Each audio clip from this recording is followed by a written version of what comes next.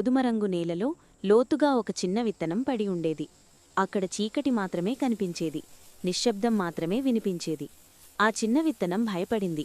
నాకు ఏమీ కనిపించడం లేదు, నేను ఒంటరిగా ఉన్నాను అని అది మెల్లగా చెప్పింది. రోజులు గడిచాయి. ఒక్కసారిగా ఆకాశం నుంచి చల్లని వానచినుకులు పడడం ప్రారంభమయ్యాయి. ఆ నీరు నెమ్మదిగా నేలలోకి చేరి విత్తనాన్ని తాకింది.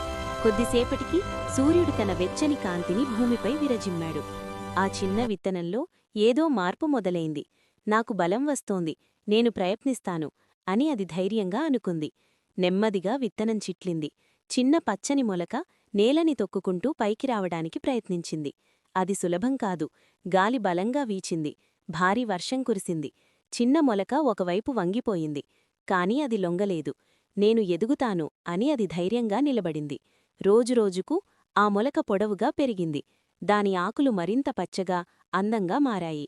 చాలా రోజుల తర్వాత అది ఒక అందమైన మొక్కగా సూర్యకాంతిలో గర్వంగా నిలిచింది. పక్షులు వచ్చి దాని కొమ్మలపై కూర్చున్నాయి. పిల్లలు దాని చల్లని నీడలో ఆడుకున్నారు. గ్రామస్థులు దాని అందాన్ని చూసి మెచ్చుకున్నారు. ఆ మొక్క తన చీకటి రోజుల్ని గుర్తుచేసుకుని చిరునవ్వు చిందించింది.